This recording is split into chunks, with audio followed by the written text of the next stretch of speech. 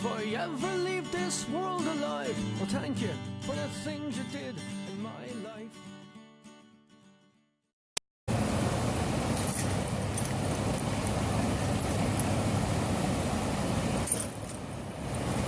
Welcome back, YouTube.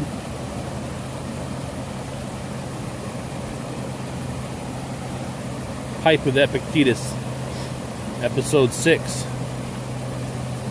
Smoking some McClellan Christmas Cheer 2004 by Ben Wade. Pipe.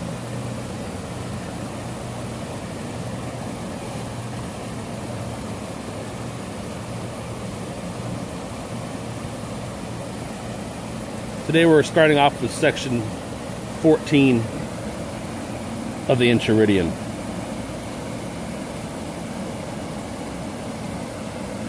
We're going back in this section talking about what you can control and what you can't control. Having clarity of understanding of the difference between the two, and when you know that and you worry about things that you can't control, that your mind becomes a slave and is disturbed.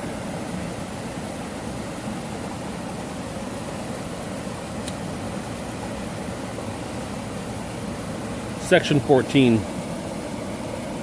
If you would have your children and your wife and your friends live forever, you are silly. For you would have the things which are not in your power to be your power,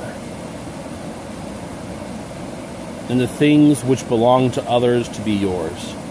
He's saying those things are silly.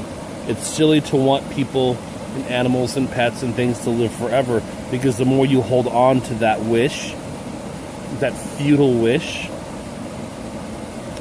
the more you are disturbed, vexed, not at peace, the opposite of tranquil. So if you would have your slave to be free from faults, or your children, or your employee, or your spouse to be free from faults, you're a fool. For if you would have badness not to be badness, but something else. So in other words, people aren't perfect. If you expect them to be perfect, and you hold them to this expectation, they're in your mind. And when every time they demonstrate that they're not perfect and they screw up, and you become vexed, you failed. You've disturbed. You're not stoic-like. You become again slave to an emotion that somebody else has control over, not you. You're letting somebody else's behavior control your reaction. But if you wish not to fail in your desires, you are able to do that. Practice then this which you are able to do.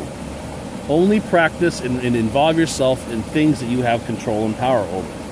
That's what he's saying. He is the master of every man who has the power over the things which another person wishes or does not wish. Let me say that again. He is the master of every man who has the power over the things which another person wishes or does not wish. So, if I have this pipe, and you want this pipe, and you don't have it, and I have it, guess what? I have power over you, because now you have envy. You have a desire. You want this pipe, but I have it.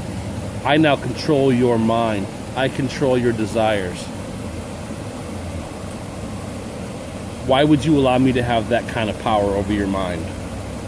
That's what Epictetus is warning us against. So I have the power to give it or take it away. Whoever then wishes to be free, let him wish for anything. Whoever wishes then to be free, let him neither wish for anything nor avoid anything which depends on others. If he does not observe this rule, he must be a slave. So he's saying, if you want to be free in your mind, Be tranquil and stoic-like.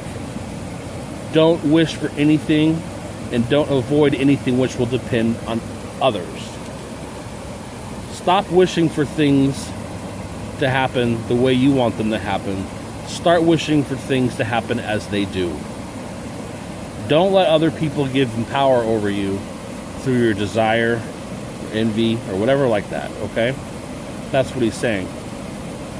Because then you become dependent on another.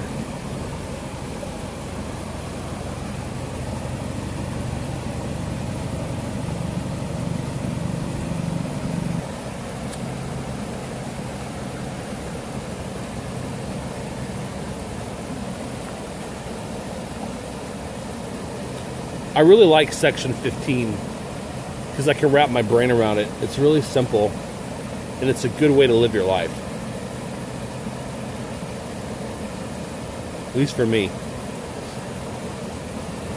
Remember that in life, you ought to behave as if you were at a banquet or, say, a party.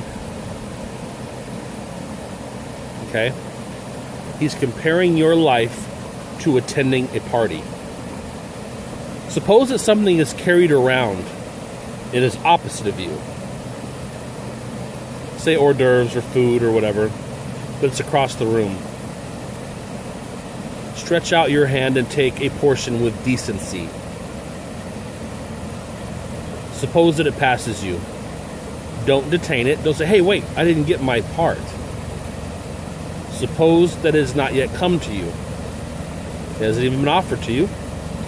Do not send your desire forward to it, but wait till it is opposite of you or in front of you.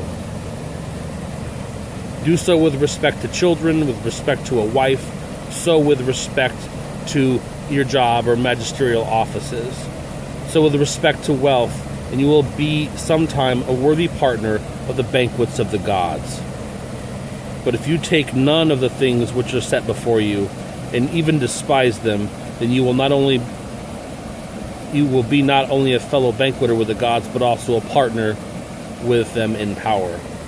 By acting thus, Diogenes and Heraclitus and those like them were deservedly divine and were so called. So, okay, that's all a bunch of mumbo jumbo at the end.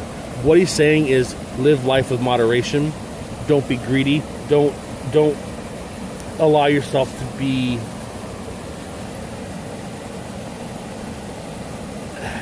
over anxious for things. If you're at a party and the hors d'oeuvres come to you, take your share. Take one. Don't overindulge. If it's across the room and it's not coming to you, don't go chasing after it. Allow it to come to you in the time that nature intended it to come to you. And if it does get to you, don't hold it there. Let it flow naturally.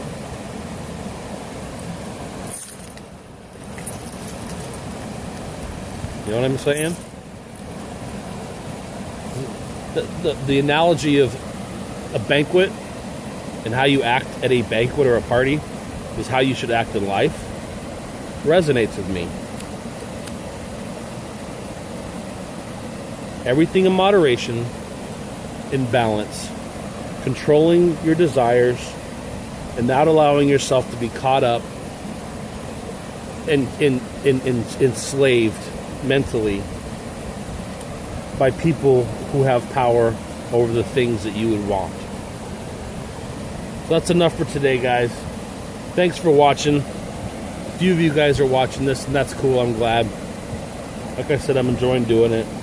Until next time, Pipe with Epictetus. Smoking Lamp is out.